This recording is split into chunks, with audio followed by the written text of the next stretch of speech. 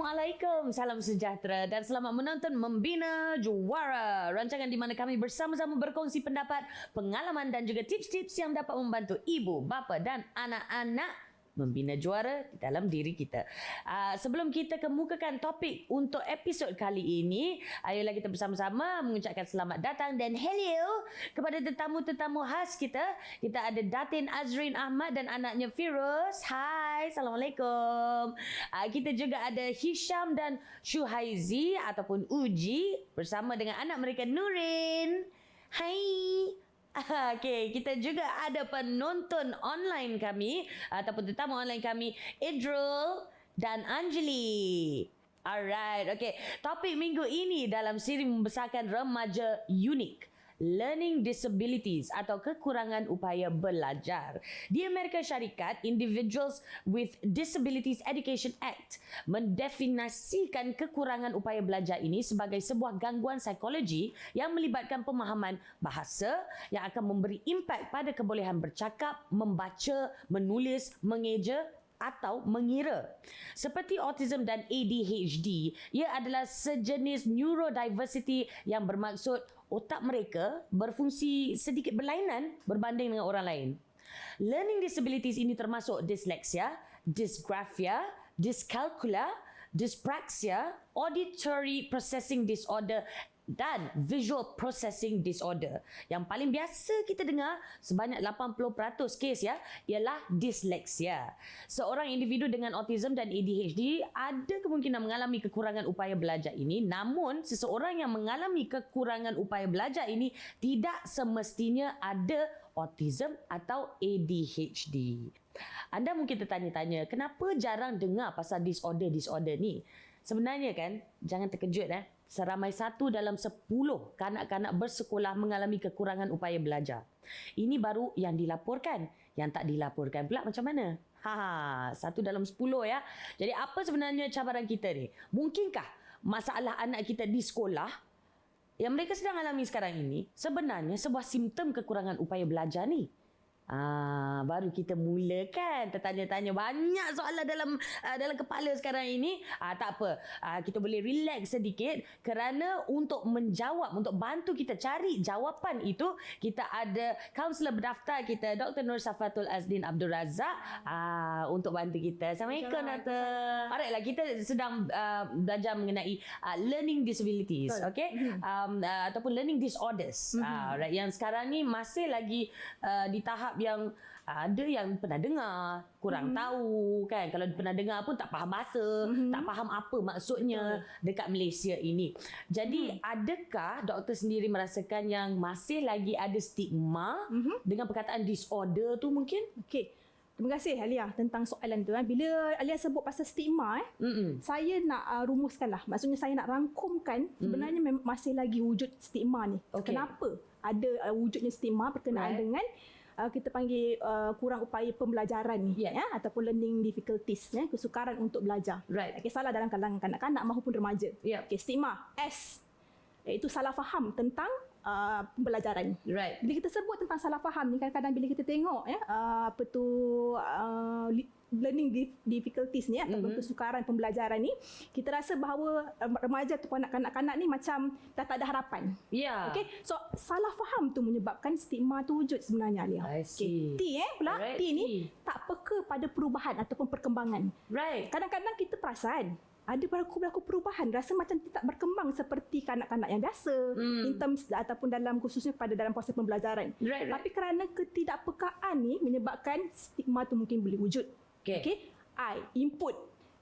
Bila kita tak ada, maksudnya bila kita kurang peka tentang perubahan, input pun kurang tentang simptom. Kita maksudnya simptom-simptom mungkin berbeza sikit. Mungkin macam Alia kata tadi, disleksia mungkin berbeza simptom dengan dyscalculia. Okay, dan kesukaran yang lain. Okay. Begitu juga G, galakan daripada sistem sokongan yang kurang. Okay, bila dah ibu bapa mungkin kena pasti mungkin dia perasan bahawa anak-anak dia ni mungkin mengalami kesukaran ataupun kelainan. Tapi dia tidak menggalakkan untuk anak-anak tu ataupun remaja tu hidup dengan keperbezaan yang wujud antara yang lain. Okey, G stigma. mitos sebenarnya. Bila kita sebut pasal kesukaran pembelajaran ni, Lia, kadang-kadang ramai kita dibelenggu dengan mitos. Maksudnya macam ni. Bila anak-anak ataupun remaja terdedah dengan kesukaran pembelajaran ini, mereka merasakan bahawa IQ mereka rendah.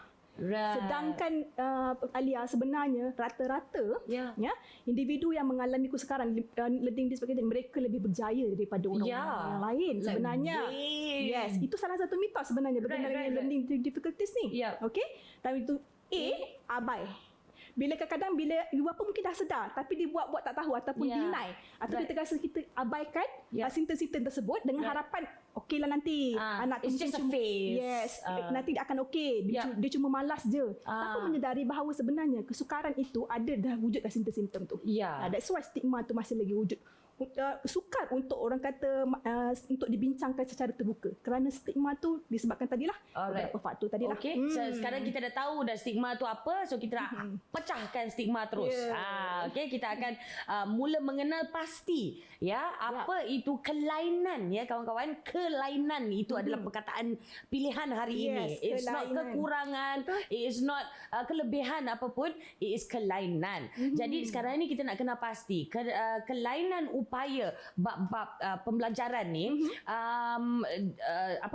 perbezaan dari dalam seorang kanak-kanak dan seorang remaja. Macam mana kita nak kenal pasti kelainan upaya pembelajaran ni? Okey, baik. Berkenaan dengan kelainan ni, nak dibezakan antara kanak-kanak dengan remaja ni, sebenarnya dia tidak ada orang kata satu perbezaan atau jurang yang sangat besar.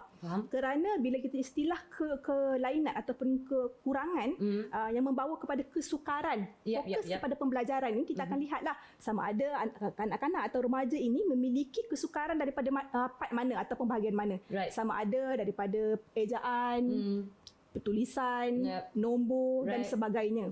Dan akhirnya dia tidak membawa kepada orang kata jurang yang sangat besar. Namun dia memiliki satu persamaan di mana apabila kesukaran-kesukaran ini tidak mampu diatasi oleh remaja yang memiliki kesukaran untuk pembelajaran, maka dia akan manifest, akan terjemahkan melalui kita panggil ketidakupayaan untuk ekspres perasaan, bagaimana nak komunikasi dengan orang. Kadang-kadang kesukaran ini menyebabkan remaja tidak boleh berkomunikasi ataupun socialize dengan kawan-kawan disebabkan mereka tak ada kosakata yang banyak. Mereka nak membuat ayat ataupun mereka nak express feeling tu, mereka tak pandai ataupun sukar untuk melepaskan apa yang nak disampaikan. Contoh macam saya tak ada kuasa kata yang banyak, Alia, untuk saya nak katakan bahawa saya sebenarnya sedang marah ni dengan Alia ni, rasa macam tak puas hati je. Tapi mungkin kekurangan kuasa kata tu menyebabkan wujudnya masalah dalam sosialisasi.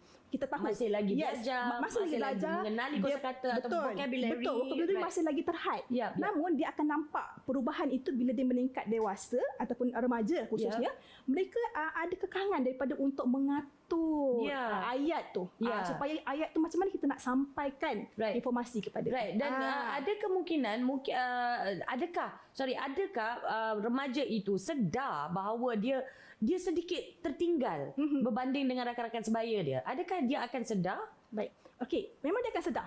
Dan bila dia sedar kadang-kadang, that's why bila dia ada kesedaran tentang dia rasa macam dia cuba, struggle ni, dia belajar sama macam kawan dia.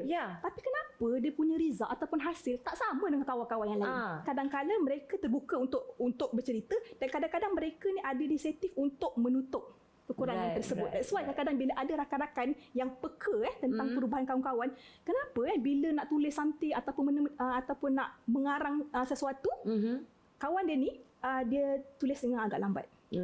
Sebab kadang-kadang kan bila kita tuliskan ada handwriting atau penulisan yang tak berapa cantik, cakap ayam. Betul, cakap ayam tak boleh dibaca, huruf kecil besar dan sebagainya. Inilah cara yang mungkin untuk menutup I see kekurangan tersebut lah. Ada juga terbaca somewhere yang bab-bab learning disability ni ataupun learning disorder ni lebih ramai anak-anak, kanak-kanak ataupun remaja lelaki yang mendapat diagnosis tersebut berbanding dengan perempuan. Kenapa? Bila sebut tentang perbezaan lelaki dengan perempuan ni, sebenarnya tidak ada kajian pun sebenarnya. Itu merupakan salah satu mitos juga sebenarnya. Untuk kita panggil kesukaran pembelajaran. Sebab apa? Kita akan nampak lelaki ni lebih banyak kita nampak dia didiagnose tentang kesukaran. Sebab apa? Sebab lelaki lebih banyak menzahirkan dia punya kesukaran. Sebagai contoh bila ada lelaki kan, kanak-kanak lelaki bila kita tengok dia belajar dia kurang fokus. Betul. Berbanding dengan kanak-kanak inilah perempuan. Kerana itu kadang-kadang bila dia tak fokus, lepas tu nanti dia mula agresif, tunjukkan benda-benda lebih agresif, maka dia lebih didiagnose. Dia akan pergi, jomlah kita pergi diagnose kita, ataupun jomlah kita pergi check, kita pergi test. That's why munculnya, kita tidak ada kajian yang khusus kata bahawa sebenarnya learning difficulties ni ataupun kesukaran pembelajaran ni lelaki yang banyak. Sebab apa? Kemungkinan sebab tindakan yang dizahirkan lebih banyak berbanding dengan kanak-kanak ataupun remaja perempuan. Kita ada juga sebut pada awal tadi, walaupun kita tak tahu, ada juga peratusannya agak tinggi. Betul. Itu yang dilaporkan, yang tak dilaporkan pula lagi banyak kita tak tahu pun. Alright, okay. Antara kesan-kesan yang akan ada dan stay dengan seorang remaja itu dalam usia dewasa dia mungkin kalau tidak mendapat diagnosis tersebut. Betul. Okey, bila kita tak diagnose, contohlah kan, ataupun diagnose salah lah pun, ataupun kita tak diagnose pun, kita dah tahu kena pasti dah simptom-simptom yang dialami oleh individu ataupun remaja ini, tapi tak didiagnose. Okey. Dan tak dirawat. Dan tak dirawat. Okey, sebagai contohlah, saya mengalami, kita panggil disleksia. Okey, saya tahu mungkin dan saya rasa macam kenapalah bila saya struggle, saya susah payah cara belajar tapi saya tetap fail ataupun saya tetap gagal. Apa yang berlaku bila tidak dirawat, tidak kendalikan dengan baik, tak kisah untuk pada diri sendiri maupun orang sekeliling, ibu bapa, guru, maka dia boleh membawa kepada simptom-simptom intrinsik ataupun dalaman di mana ada satu kemurungan. Self esteem dia mengatakan bahawa sebenarnya aku tak berguna ni berbanding dengan kawan-kawan yang lain. Sehebat mana pun aku berusaha, aku tidak akan mencapai apa yang macam orang lain capai. Self esteem kemungkinan akan merudum. Okey, dan dimanifestasikan secara eksternal, luahan, mungkin tarik diri daripada pembelajaran, rasa tak seronok pergi sekolah, dan kemungkinan bila kita kata dia macam contoh bila kesukaran untuk komunikasi, luahkan perasaan, akan berlaku kes-kes bully. Kali tu kadang ejeklah kawan-kawan kata, dia ni belajar tak pandai ni, tak bagus ni, akan wujud juga simptom ni. Kemungkinan akan berlakunya bully dalam kalangan remaja ni, yang akhirnya remaja ni akan tarik diri daripada persekolahan. Bila tarik diri daripada persekolahan, dia akan merentikkan ataupun kita akan leading ataupun menuju kepada perkara-perkara yang negatif. Dan mudah dimanipulasi oleh pihak yang tak bertanggungjawab. That would lead to macam-macam jenis lah. Betul. Macam-macam jenis masalah yang lagi besar, lagi serius, dan mungkin lagi susah kita nak membendung. Betul. Okey, jadi so for now setakat ini kita tahu kalau misal kata anak anda mempunyai apa-apa simptom, the first thing to do is to go get diagnosed. Alright. Ada banyak lagi nak dibincangkan mengenai learning disability ini ataupun kekurangan upaya belajar, tapi sebentar lagi kita berehat seketika kembali bersama Membina Juara.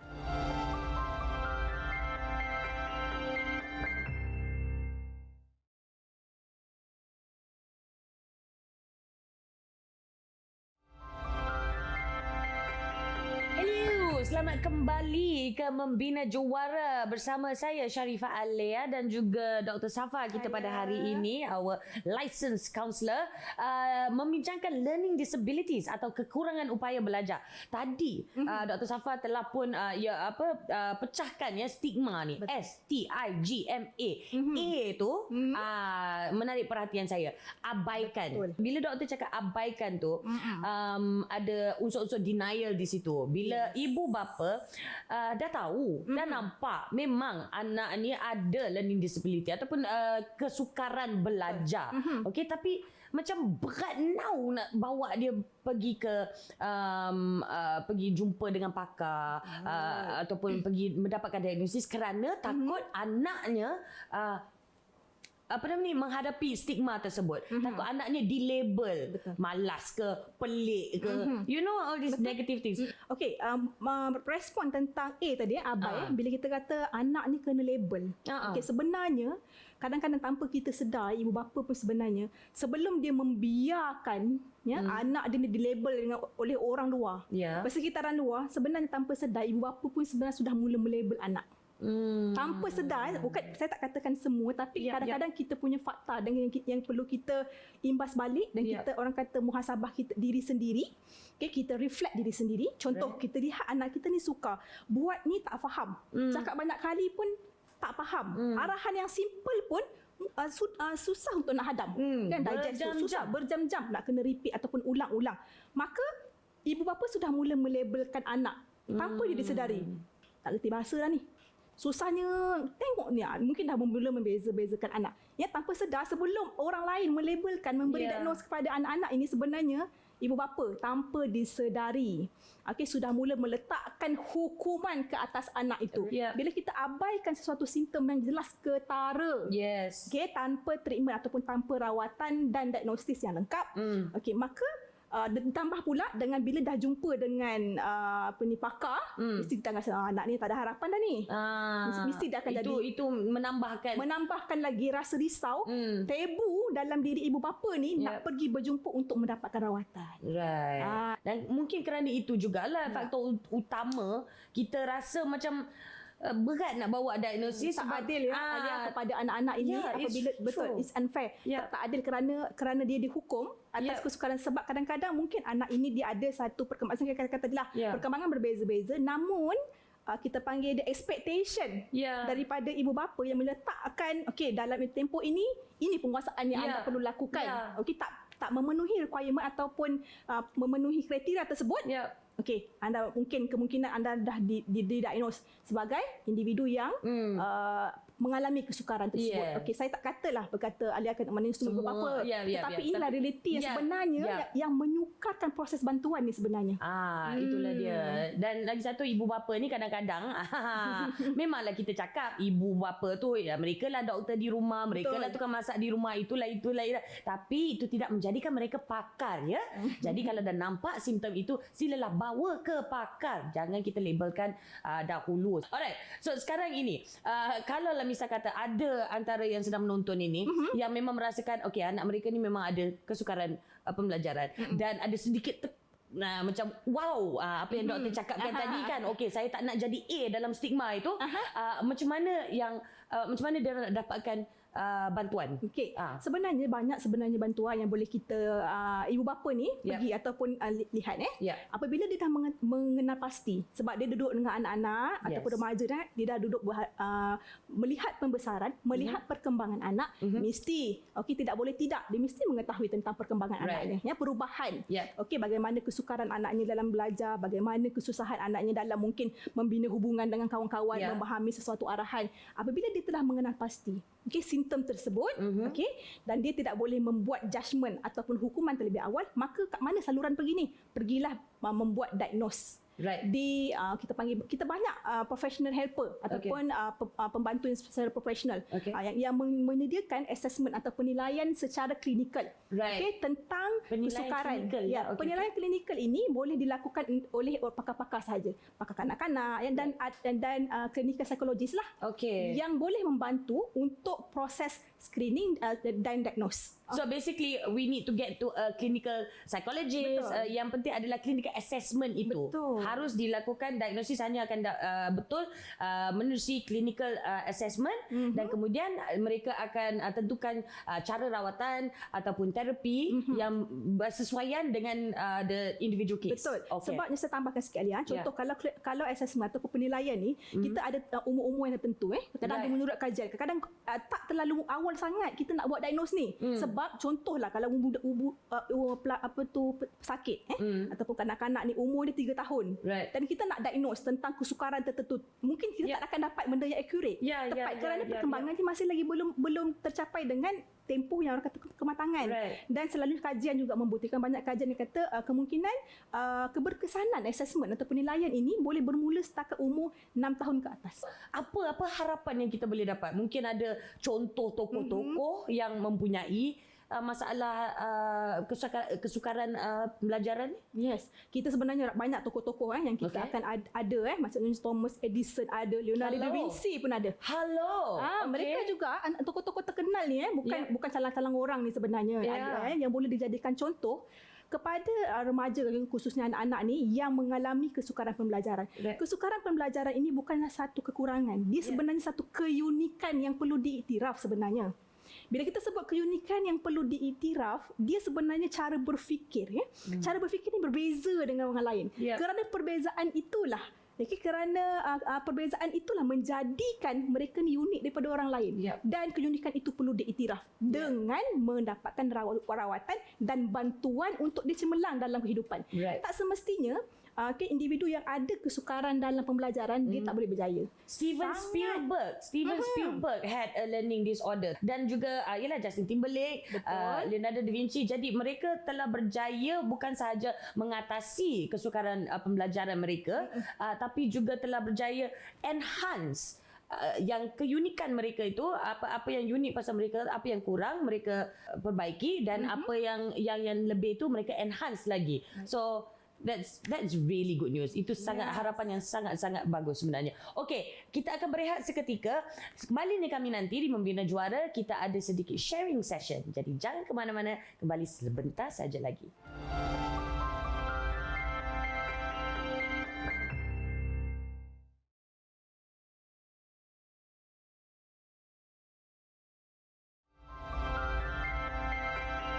Selamat kembali menonton Membina Juara. Hari ini kita bincangkan learning disabilities atau kekurangan upaya belajar. So di talian sekarang ini kita ada tetamu khas kita, Datin Azrin.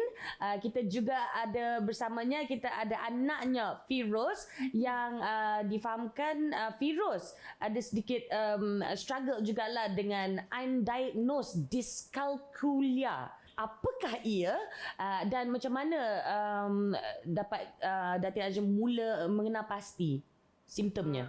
It's mathematics dyslexia. So kalau kita ada dyslexia untuk language, we have dyslexia untuk nombor. Right. So kesukaran dia kat situlah.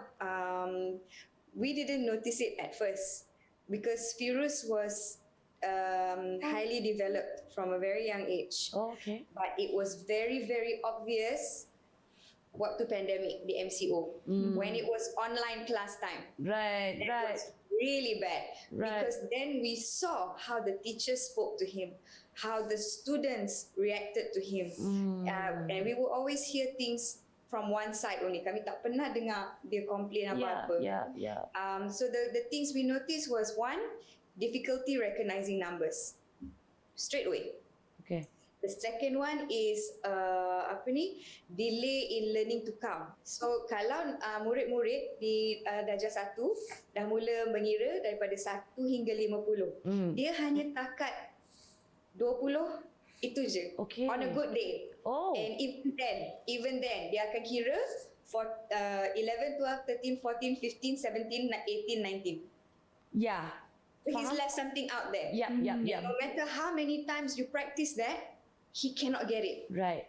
And then comes the numbers in the sequence. Yang mana yang paling kecil hingga ke yang besar. Dia tak boleh faham benda tu. Okay. And then came penambahan, addition. If you can't do addition, then you go to a harder one, subtraction. And then comes the lack of memory skills in order to do sequencing. Yes. For a long time. Times tables memang tak boleh buat lah. Faham? That's out. Right. That's completely out. So there were a lot of things like that, and then he needed visual aids a lot. So dia akan guna tangan. So instead of saying like, okay, 2 times 2 berapa? He will go 2 times 2. And then he'll be like, oh. And then he get confused already. So that was difficult for him lah. And then we noticed it manifested into what we call education trauma. Maknanya dia tak nak pergi ke sekolah. Pagi dia bangun, suhu badan normal. Langkah je masuk pintu gate sekolah, dia terus demam. Like demam-demam? Demam-demam. Wow, like macam you rasa panas terus masuk sick bay, tak boleh masuk kelas. So it's like he misses all his classes and he's already struggling.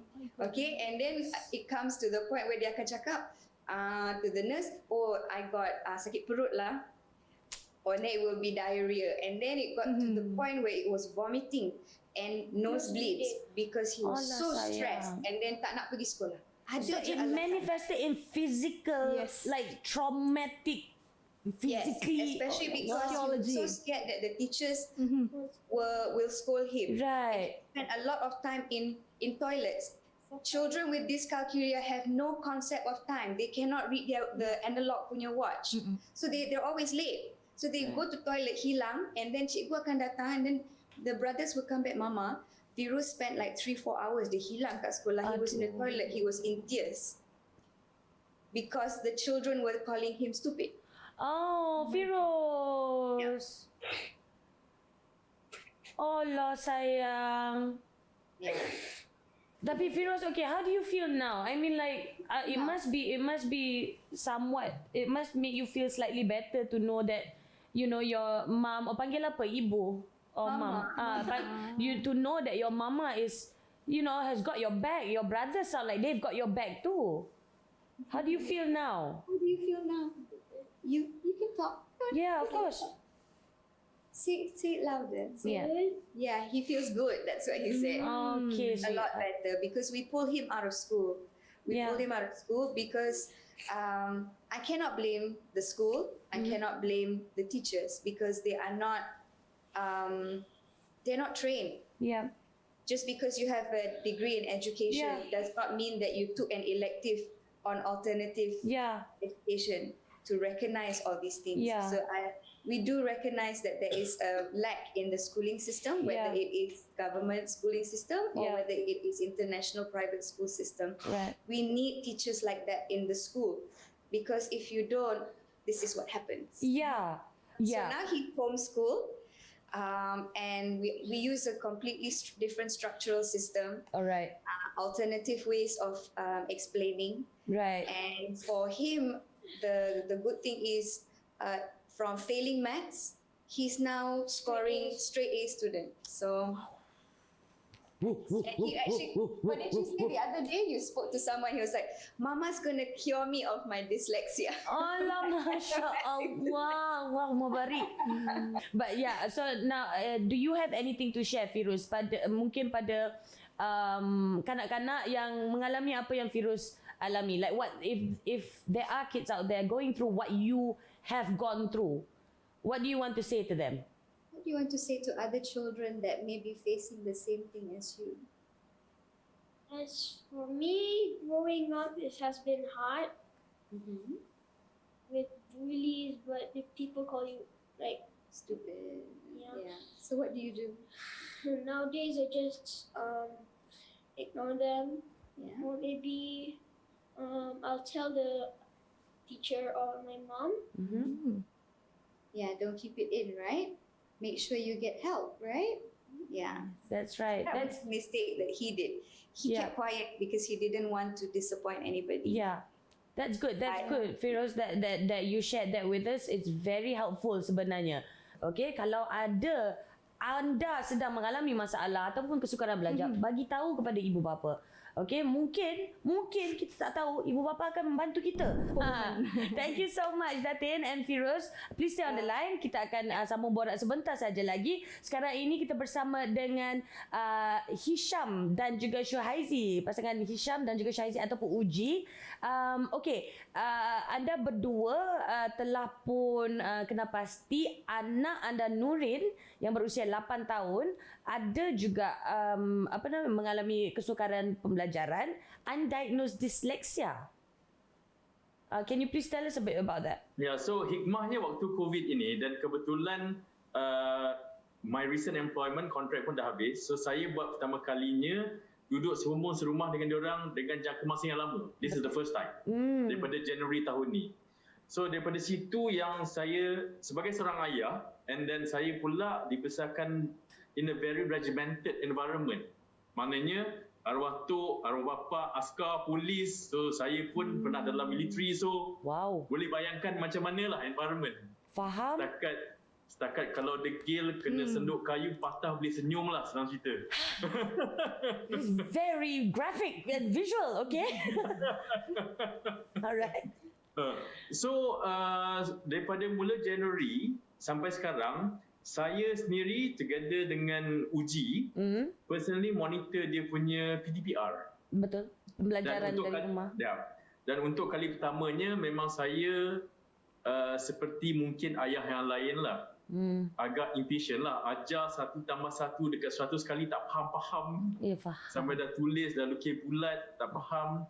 Only then I have to admit barulah saya ambil serius apa yang Uji cakap. Then saya start to tone down lah. So daripada situ yang saya sebagai ayah, okay lah, maybe apa yang Uji cakap all the while ni betul lah. Saya lah salah. Saya just dismiss it. Ingat, budak-budak biasalah. Main je, lambat je. Saya pun, kalau according to ibu saya pun start buat maths pun lambat. Enjin panas, darjah 3/4 bunyi panas, tapi jadi manusia juga. Faham. Yap. Tapi itulah pendekatan itu kadang-kadang tak boleh nak recycle kan. So maksudnya Uji dah tahulah you've had your suspicions. Saya rasa lebih kurang sama dengan Datin punya experience. Nurin ni dia punya development masa kecil dia, she was really good. At age of 2 dia dah hafal, dah tahu alphabet, kena alphabet. She can actually recite surah lazim, hafal doa-doa harian. And then kalau kita baca bedtime story, after few days dia dah hafal dah bedtime story tu. Wow. So she had been excellent until masuk kindergarten. Dia bila dia tulis, satu dia left right hand dia boleh dua-dua tulis. Dua-dua tulis. Ambidextrous. Yes, dua-dua dia boleh. Dan she wanted to use left hand. Okay, fine. That's alright. Dan dia start BD start tulis terbalik. BD terbalik. E3. Lepas tu P Q and Q.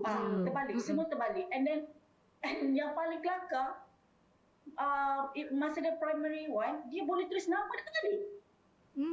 Ni tu dia nama dia from right to left. So dia punya mind tu macam right to left. Kalau bahasa Jawi, dia laju. Faham. Rumi terbalik, 7 terbalik, 9, 6 terbalik. Dia dah start tu. Itu masa primary lah kita nampak. Kindergarten tak nampak sangat sebenarnya. Pasal I think dia ada juga sebelum tu, tapi kita tak berapa sedar. Dia nampak PDPR ni bila kita dah hantar buat assessment dan confirmkan yang dia tu dyslexic.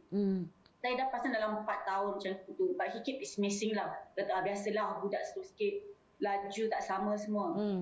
Tapi kita mak ni kan lalu ribu kan tahu. So until very recently I kata, okay, let's do a test. Dia dah teruk sangat, arahan pun tak tahu, direction left right pun tak tahu.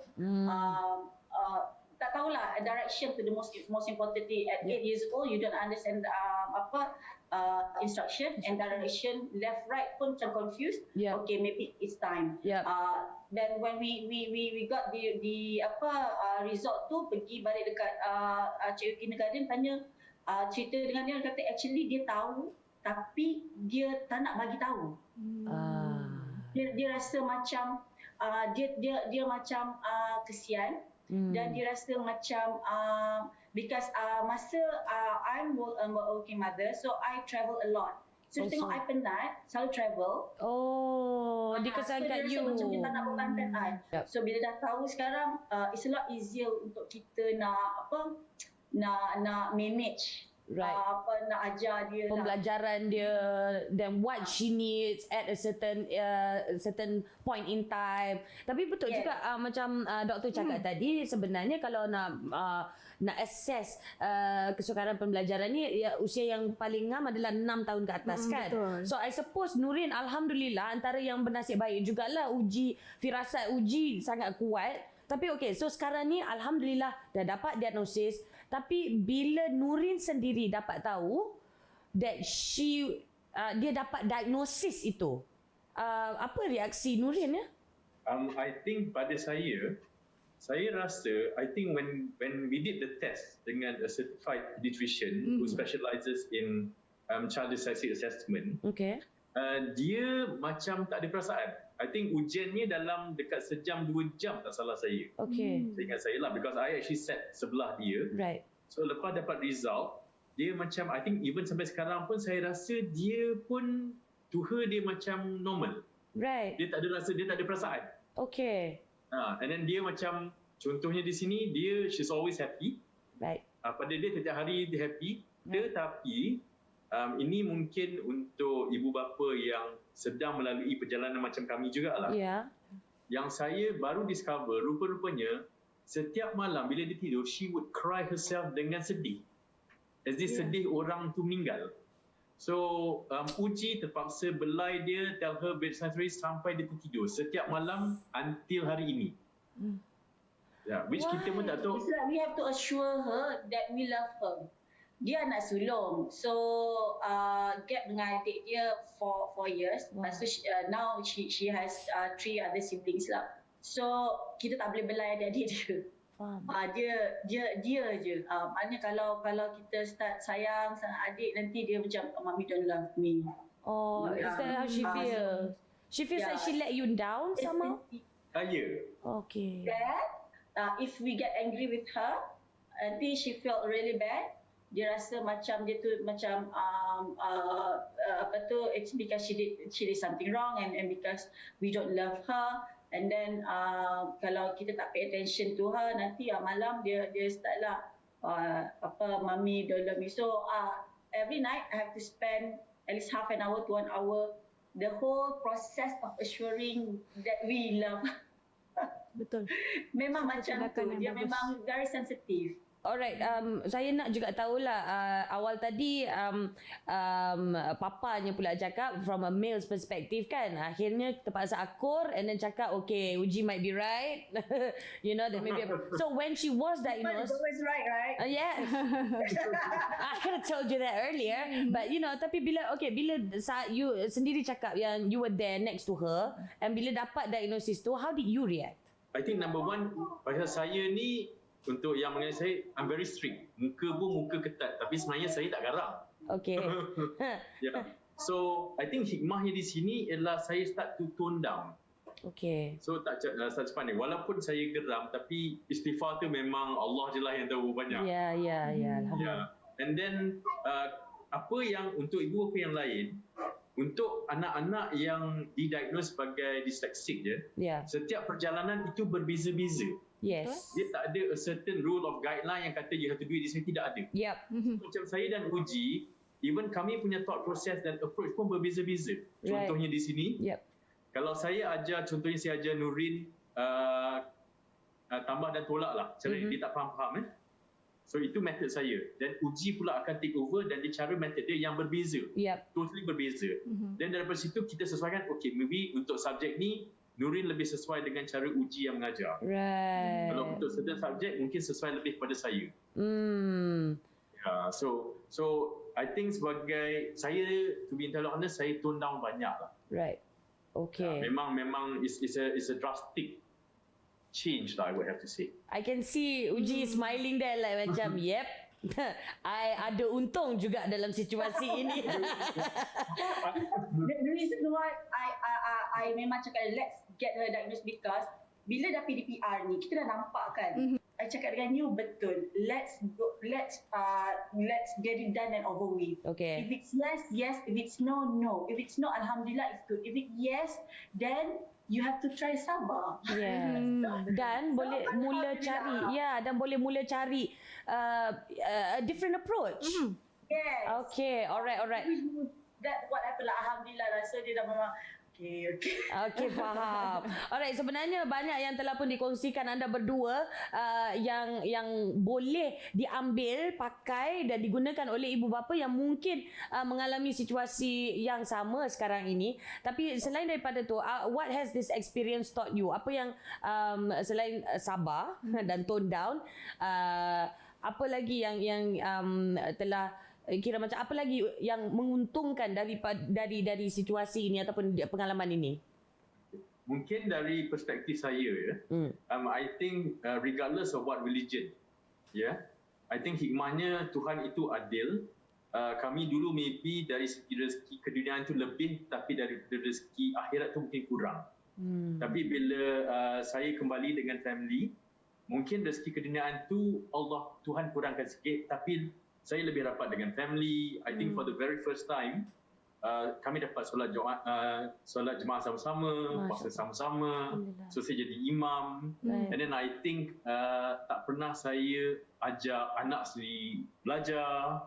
So and then secara tak langsung pula, I think dari segi kekeluargaan itu semakin rapat. Because I think I talk more dengan Uji, bukan saja pasal kerja but also about the family and macam mana kita nak bentuk the family moving forward. It keep us closer lah. Yeah. That put it to me. Alhamdulillah lah. I mean, a lot of people said I actually share a lot of my journey with Noreen. You know, trying to understand what dyslexia means, how to manage the dyslexic kid, how to help her with Right. learning. I share a lot, and to my surprise, actually, a lot of my friends actually yang anak dia pun sama. There's a lot of people yang reach out to me kata, sama. They have the same experience, whether or not dah get the kids treated ataupun get help ataupun tidak. Actually benda ni it's an eye opener lah. Yeah. And kita tak rasa malu. Sebenarnya memang ramai cakap ada stigma, tapi pada kami it's a blessing. Actually we feel that she has a gift, something that we memang dia ada gift. I cannot know what it is. Cumanya I tengah in the process of trying enhancing, nak kupas satu-satu. Right. Macam she's into the computer thing, she likes all this technical thing, so I'm teaching her macam for example video editing. Right. Work with her passions lah. Yes. So we trying to see what she like. Suddenly she said she like to bake. So kita pergilah buat baking. So we try to make sure that it's not all about academic. Yeah. We help her with the passion. That's the most important thing. Okay. So those are some of the things that I rasa yang is quite an eye opener lah. Alhamdulillah. Dan sebagai seorang yang from the outside looking in, Noreen herself is the gift sebenarnya, kerana dengan keadaan dia ini telah membawa her family together. Masya Allah, that's wonderful. Okay, jangan ke mana-mana, kita berehat seketika, kembali bersama Membina Juara.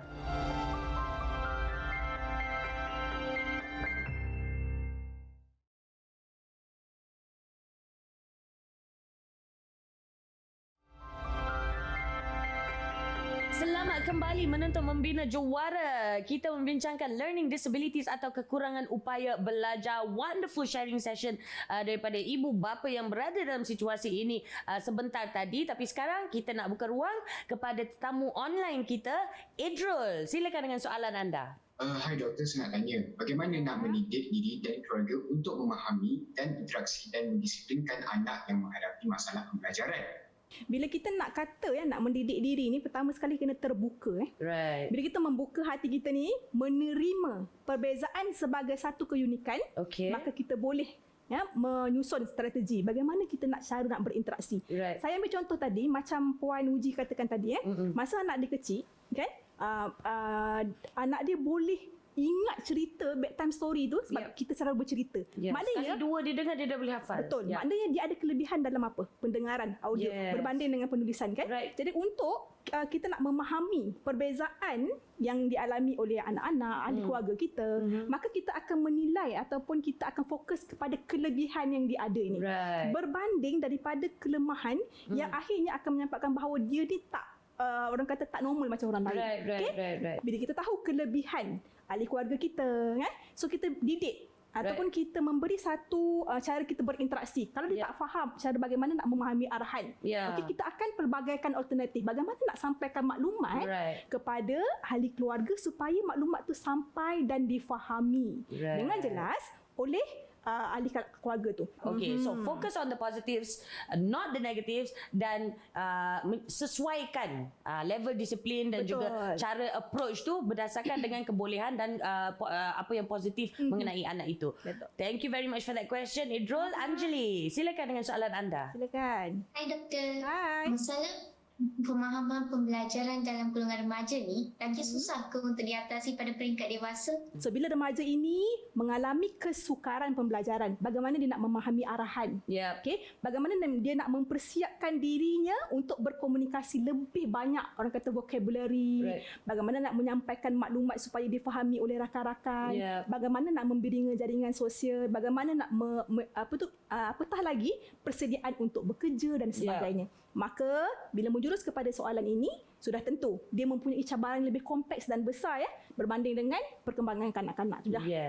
So dari dewasa pun lagi susah berbanding dengan remaja. Tapi itulah pentingnya kita kenal pasti apa sahajalah simptom ataupun diagnosis yang diperlukan, dan dari situ kita boleh assess dan approach dengan cara yang paling sesuai. Paling sesuai, betul. Alright, okay, alright. Tak mau stigma dah, okay? Okay, kita kembali ke tetamu khas di talian. Tak apa, kita nak tanya pada mungkin kita boleh mulakan dengan Datin Azrin dulu. Pesanan kepada ibu bapa ataupun remaja yang sekarang ini mungkin berhadapan dengan kelainan upaya ataupun kekurangan upaya pembelajaran ni yang belum mendapat diagnosis. I think it's important untuk ibu bapa. You really have to get out of the mentality that just because I send the child to school, then the child is di bawah jagaan cikgu sepenuhnya. Right. It doesn't work like that. And then number 2 for me, because we are homeschool, understand that children still need structure and education still needs structure. Right. But children learn in a different way. Betul. And they see things and they see the world. Our children, like Oji's children, Abang's children, my child, they see things differently. They see colors in a different way. And just because they cannot do something, it doesn't mean they're not talented in other areas. Betul. And you can see that skill and you should celebrate that skill. Yep. And jangan hilang sabar. Kita tak boleh bentak-bentak selalu. Bila kita bentak, anak takut. Bila anak takut, anak tak nak cerita dengan kita. Bila anak tak nak cerita dengan kita tak akan tahu. And it's the same thing for children as well. Jangan takut beritahu cikgu. And as parents, bila cikgu beritahu kita sesuatu tentang anak kita, it means that the teacher wants to alert us. They're being proactive. Jangan bila cikgu cakap, terus kita as parents kita cakap, tak, anak saya tak cacat. Exactly. That's not how it should be. Yep. Thank you so much, Datin. Alright, Hisham dan juga Uji pula. Same question. I mean, pesanan kepada ibu bapa. Number 1, sebagai ibu bapa, you need to get involved. Yep. Betul. Both, bukan hanya isteri, suami pun have to get involved because karakter kita berbeza-beza. So it's unfair untuk just leave it to the wife or the girlfriend atau to the teachers. Right. Pasal it's very stressful. Itu nombor 1. Nombor 2, sediakan environment. Environment is very, very extremely important. Okay. Yeah. And then this will be a long process sampai ajal. Pesanan saya pada parents out there yang macam ada gut feeling rasa anak macam ada. Macam ada rasa terbalik ni semua ada. Don't be shy. Pergi je check, pergi je buat diagnosis. You don't have to tell the world. Kalau tak nak orang tahu, kalau takut sangat, tak apa. You can keep it aside. You just get your kids diagnosed. Yeah. And then at least you tahu apa nak buat. Yes. You jangan macam biar je kata, rasa macam mana, tapi tak apalah, she or he will get over it. She or she, my kids. No, it's you really have to go and get them diagnosed, your kids diagnosed. Lepas tu, you tahulah macam mana, what to do next. Yep. If it's mild, alhamdulillah. Kalau if it's severe, what do you have to do? At least you know. Right. Jangan biar. You're not being justice to your kids lah. Jangan zalim kat anak kita. Setuju. Kan? Kita kena ini kita punya tanggungjawab. Kita kena make sure anak kita grow. Right. Itu je. Please just get your kids diagnosed. So that is the most important lah. Mungkin sebagai tambahan untuk ibu bapa yang baru melalui journey ni there's also a light by the end of the tunnel.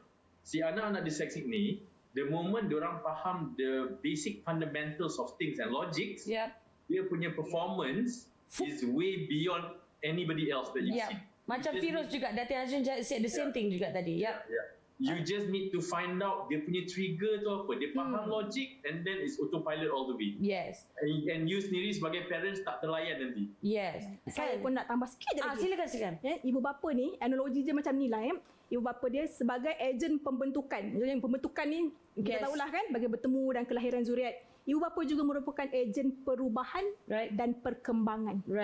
Serta kejayaan dalam membina juara anak-anak. Oh, itu dia. Membina juara itu yang penting tu. InsyaAllah. Itu yang saya doakan untuk anda semua. Baik pun remaja, anak pra-remaja dan juga ibu bapa yang mungkin berada di dalam situasi ini. Okey? Yang penting kita bersama-sama membina juara. InsyaAllah. Okey. Kalau ada perlukan apa-apa maklumat tambahan ataupun stigma tadi yang kita akan kongsi di laman media sosial kami. Jangan lupa like, follow dan juga share. Share untuk kebaikan semua, bukan untuk viral ya. Kita jumpa di episod yang akan datang insya-Allah. Saya Sharifah Alea. Terima kasih kepada penonton online, tetamu khas kita dan juga pada Dr. Syafa. Assalamualaikum. Bye.